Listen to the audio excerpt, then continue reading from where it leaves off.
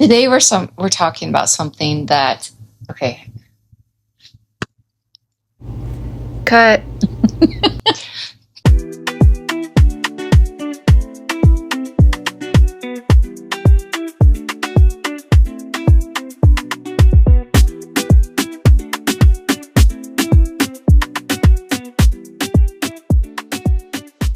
Today we're talking about something that I've noticed in social media, politics, spirituality.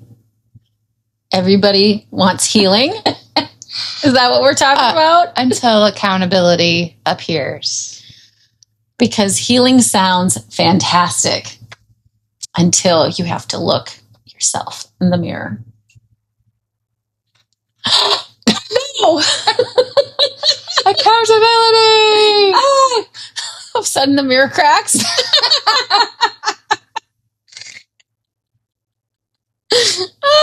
7 years of bad luck. I mean, that is, it.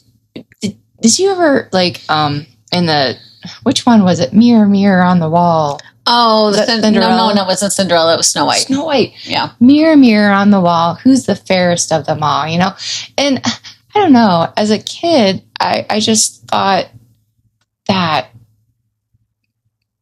evil queen or whatever, it was just like, I wasn't sure what she was doing. Mm-hmm.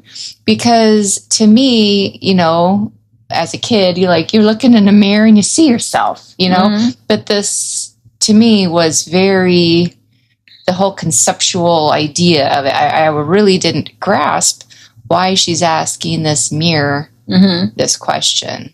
Yeah. And so there was no explanation. No indication of anything.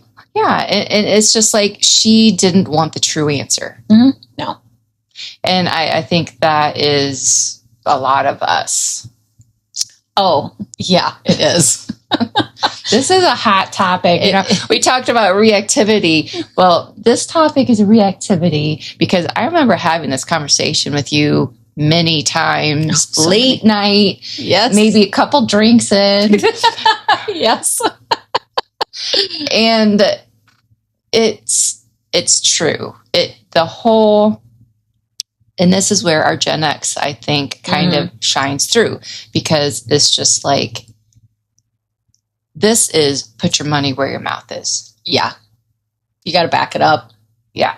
You got to back it up. Back it up. Back it up. Seriously, you can't take yourself too seriously. You got to laugh. Right. Laughter is a part of healing, just like tears are. It's the truth. It's the truth. Yeah. Yeah, I think people like the idea of healing, like, oh, it'd be so great. I wouldn't feel like this anymore. Whatever, And then when you really get down to the nuts and bolts of healing and what it entails, you find out it's not like it is in the movies, people. No, it's not. Because, you in the movies, you have like this whole montage. An hour, hour and 20 minutes. I don't know. It's just and then everything is tidy and packaged up in a bow at the end. Mm-hmm. Okay.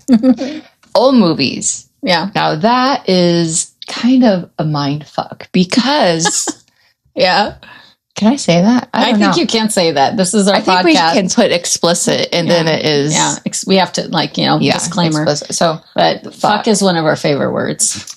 It is because it's like you have this long drawn out movie, and then everything comes to a conclusion in the last legit 2 minutes. Have you ever watched a movie? And there Ties are some it up nice like a bow. Yeah, there are some really good movies that do provoke thought, provoke deep, insight or whatever. But then it's just like, well, and I think a lot of people want the happy ending. They want the happy ending. They don't want it to be messy. And, again, the more self-aware you are, the more you realize oh, that's not how this actually works. It's nice to do, I think movies and television and however media portrays things like this, because people want, like when they watch shows, they want it to be tied up in the end. They want a happy ending. And it's a form of escapism. And so I'm not going to get into it because I absolutely love the show, but I love Call the Midwife. It's a BBC production and everybody's British and British and there's, I don't, not right now. But they're British and Irish and they've got people from Jamaica and the West Indies. And it's just a really, really cool show. What I like about it is, so it's at this convent with these nuns and then they have all these midwives come in. And so some of the nuns are midwives and whatever. And these other people are midwives and they work together to support the community. What I love about this show the most is that everybody is so kind to each other. And it doesn't matter what they believe because some people believe in Christianity. Some people believe, they're Hindu or whatever, Buddhist, or they're atheist and they don't believe in anything at all. But everybody is treated with the equal amount of respect and they are messy. And it shows what people are like in their journey of healing. And not everything is tied up special like a bow. But I will watch the show and it's like escape for me because I know when I go into this world, everybody is going to be kind. And that's what I'm looking for because I see so much unkindness, so much pain. I deal with so many of people's hardest moments, frustrations and struggles. And I have to remind myself, it's in Poplar, London. I'm like, you can go to Poplar, London and escape here, but this is not where you actually live. And I have to remind myself of that. And so I see a lot of that when people are watching these movies and they're looking for that resolution. They want a happy ending. There you go. What? They want a happy ending. I'm sorry. My mind went there. Oh my gosh.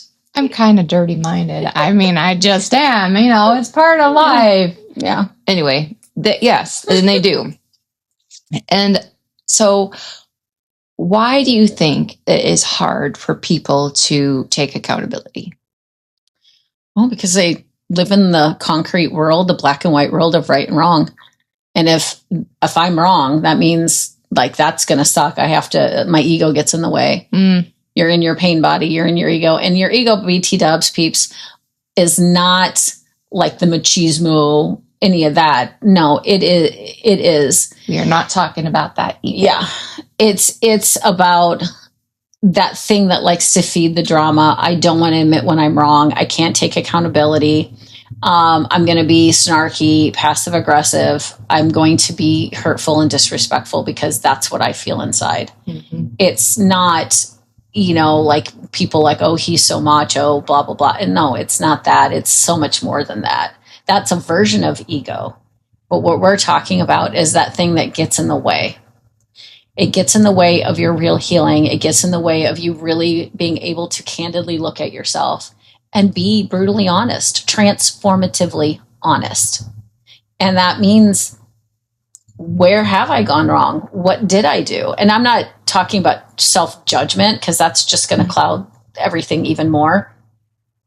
I'm talking about, if I sit with how I feel about the situation where I was the asshole, why was I the asshole? What provoked me to be the asshole? Why did I feel defensive? Why did I feel hurt?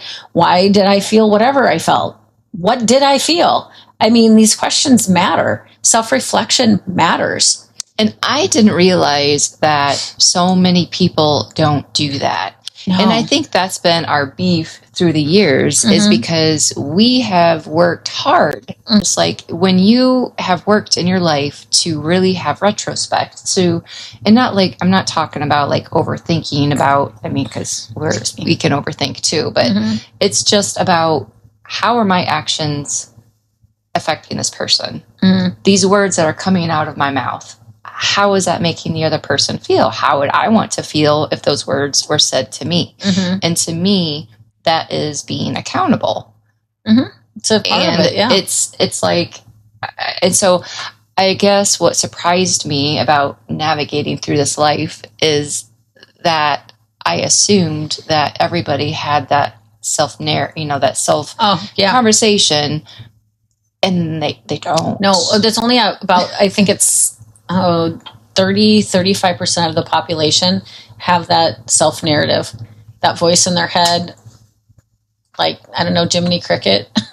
Like, okay, don't do that. Yeah. I mean, but, it's really low. We are definitely not the majority. Well, and then I also think that you have to, and maybe that came with part of us growing up in the church, is, they take it to kind of a little more extreme, and then you have shame, and that's not what I'm talking. That's no. It's taken a while to get away from that shame. For talking about us, I think, and maybe I should just talk for myself. I'll tell you if you're wrong. Okay. That understanding, because it was always like, what would Jesus do? But it wasn't a cliche to me. It was like, I have no beef with Jesus, right? Okay, I think he's cool. Jesus is all right with me. Jesus is still all right. Hey, gotta love them Doobie Brothers. Yeah. I saw them in concert. Yeah. Jelly. Yeah, this was several years ago, but it was totally worth it. It's after COVID. The State Fair. It was solid. Doobie Brothers, man. It was solid. Hey, little side note here. We were doing karaoke out at the cabin, and I wanted to, I love long train running. Oh, yeah. And I was just like, I was going to do it. I have never stood up. There are a couple things I did last year that I have never done before. One of them being skinny dipping. I did. Skinny dipping's fun. I haven't done that since I was like 15. Yeah, I did. I was 52. Don't wait till you're 52 to do it. Do it sooner. But don't do it in front of people. So that... Well, you can. I didn't. I made sure it was anyway. And karaoke. Now I know we stood up and did karaoke a long time ago, like at Diamond Dave's. Yeah, but I've never done it and stood up by myself. So I did it. And so anyway, I go up to them and I'm like, I'm a long train running. They're like, and these were old people, and they're like, we don't know. What? I was like, the Doobie Brothers? Yeah. And they didn't know. Anyway, I did. I stood up there and I sang. I did it. Congratulations. I love that That's song. fantastic. I love it. It's cheers. Cheers. Thank you. And you know what? Laughing at myself. Because, hey, I wasn't blessed with this amazing voice. I think it's good that you did that. I mean, you got, like what you said earlier, you've got to have some fun. You can't take it too seriously. Yeah. So I think that so having the principles of Christ, the Beatitudes, all that type of stuff, I think that it does help you understand how you're treating other people. Yeah. And I've noticed, it was a friend of ours from high school. And he and I were talking once, and he was like, he's never been a Christian, but he was, and I was a full on Christian at the time. And he was talking about the similarities between Buddhism and Christianity. And were you like, oh. I was shocked, and I was like, oh my gosh. I was like, I was not so full of myself that I was like, that's blasphemy. I was like, no, I was like, that's crazy. I was like, they are similar. And then when I started, when I went back to finish my undergrad, you have to take a religions course, which I think it's great. Like, you should take a religions course. There's so much to learn. And that blew my mind because, again, not in every single one of them, but so many of the religions of the world have really just the same premise. They do. And I like Buddha and like Jesus. I was like, you guys are legit. You're probably hanging out, like having a drink going, we trying to tell you. And I boil it down to, don't be a dick. It's just common courtesy, being kind. Yeah. Give your fellow person the benefit of the doubt. It costs nothing. And then you don't rent all this space in your head to things that really don't matter. Mm-hmm. And this took me a long time to learn, but boy, oh boy, when it hit, it hit. And it was 90% of what happens to you every day has nothing to do with you. Like nothing to do with you. It's just people doing what they're doing, living their lives, getting from point A to point B, going to the store, getting what they need because they got to get home. They got to take the kids. They got to make dinner. They've had a hard day at work. They're tired. People are just being people. Mm-hmm. It's not personal. And we live in a world where we take everything personally. At least I know that's the environment that I was raised in. My parents were very like, that was against me. And like, actually, it wasn't. Actually, it had nothing to do with you. And it just alleviated such a weight off of my shoulders. Mm-hmm. And it actually helped me in, what are we talking about? The healing process. Yeah.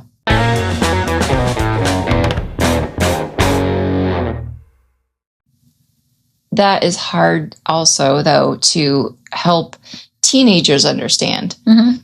Because I know with the kids and sometimes it is, they're just like, oh, they were mean to me or that, and it's, like you said, how do you know that? How do you know that person did that? Mm-hmm. And it was about you. But right now, that's kind of I don't want to say our culture right now, but I want to say that is really what's being pushed at us because everything is meant for harm. Mm-hmm. I mean, that's kind of how I feel right now. Yeah. I feel like it's like there's an entitlement to being offended. Yeah. Yeah. Yeah. I absolutely see that.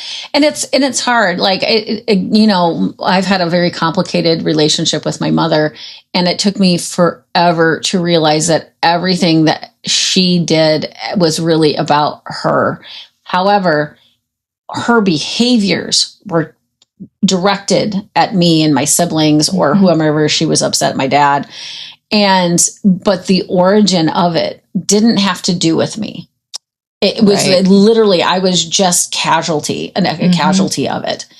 It had to do with her relationship with herself, which again, when you're in the healing and you're in that self-awareness and you want to move forward with your healing, it's realizing that your relationship with you is the most important relationship you'll ever have in the world. Even over your kids, your husband, your wife, your whoever, your relationship with you legitimately overrides everybody else. And that is very, I don't want to say anti-Christian, but that line of thinking. Mm-hmm. And I think that's why it's hard when you have grown up in that to really understand, because that's very selfish. Well, yeah, because I think the religion is making it a competition with Christ. And I truly believe if Christ was standing here right now, he would have been like, no, what she's saying is right.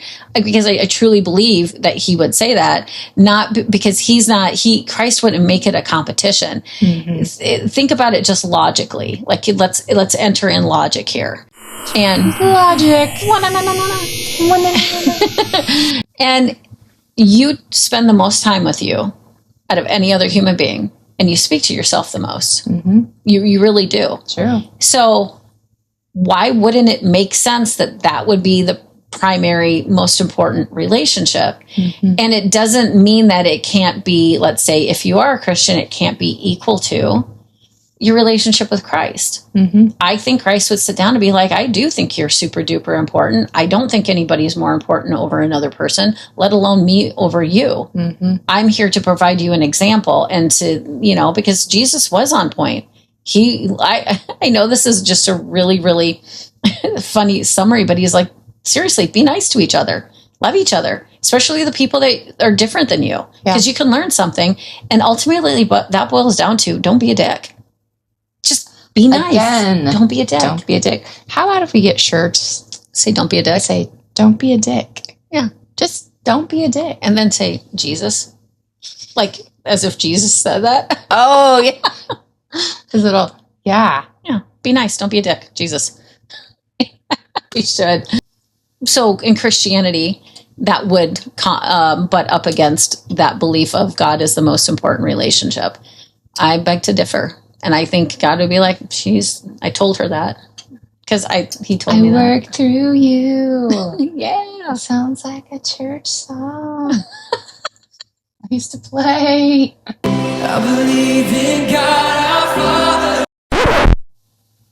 Let's go back to, like, for instance, your mom. Mm-hmm. In that, so why do you think it was hard? And I mean, I know people don't know the backstory of that, everything, Mm-hmm. but so just generally, maybe that whole taking accountability for your actions, Mm-hmm. like for the general population, because I do think there's a lack of that. Mm-hmm. Why does it feel like rejection? No, why? I mean, why is it so hard for somebody to take accountability for what they said? Because it's really uncomfortable. And I guess you already did say that. Yeah, it's super uncomfortable. The ego gets in the way. It's like, let's say somebody hurts you and they're like, I'm sorry for hurting you. Will you forgive me? Mm-hmm. And then you say, okay, yes, I'll forgive you. And then they're like, great. And then they keep doing the same thing that was hurtful. Mm-hmm. Like they don't change their behavior. So, and then you come back with accountability. Like, you're still doing the same thing that hurt me. Why do you keep doing it? Well, you said you forgave me, so why are you getting mad about it? Oh. Right. So, okay. Oh, and I think this is something that really, really is so convoluted in the church is, if you forgive me, then everything's great. No, it doesn't mean that everything's great. It means that, and it doesn't mean that you're off the hook. It means you still have to take accountability for what you did. Yeah. It simply means I'm not mad at you. I'm not going to be hating on you. Forgiveness still requires, part of forgiveness is accountability. You need to be accountable for how you impacted somebody else.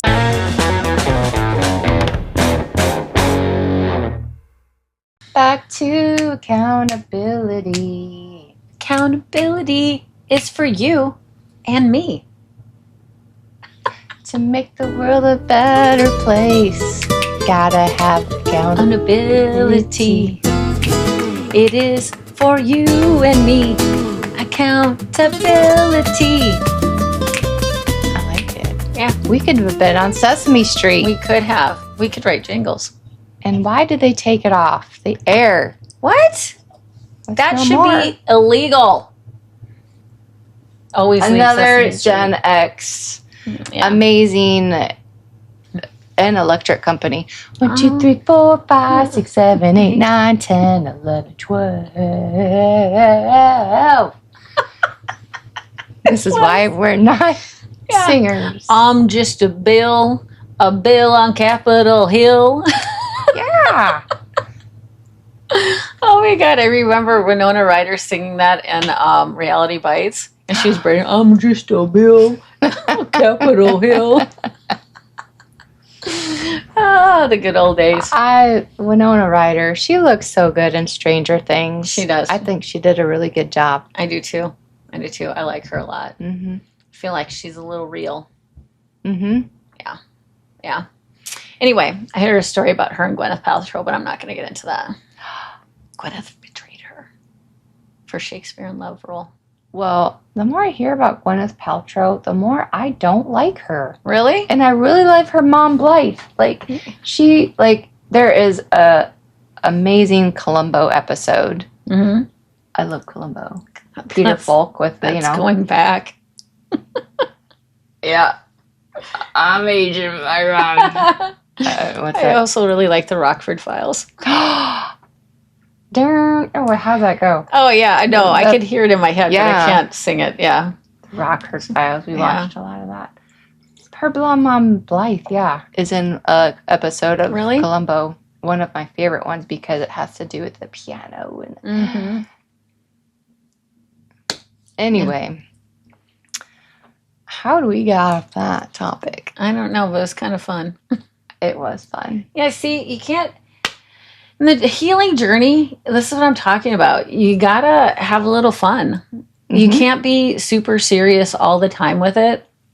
I kind of like view it in the same category as like when you go through a breakup and it's really hard and you're like, you're always sad and you're maybe staying at home because you're depressed and and you Eating feel like eating ice cream and you're eating like the low calorie ice cream because you've been eating a lot and you don't want to gain weight, all of that. Anyway, but what I really recommend, like starting with myself, what I recommend to other people is like, you have to start to go out and have some fun. And I feel like the healing in your healing process, you need to incorporate fun too. Mm-hmm. We're all learning along the way. Yeah. I know I've got a lot of, years and miles into my healing journey, but I also know I'm not done yet. Like, are you there yet? I'm not 100% there because I'm not. Yep. I feel like this is just an ongoing journey. And I think you learn to view it as just a part of life. And I feel like it's a great part of life. The more that I learn, the more that I grow, the more that I heal, it just makes my life better.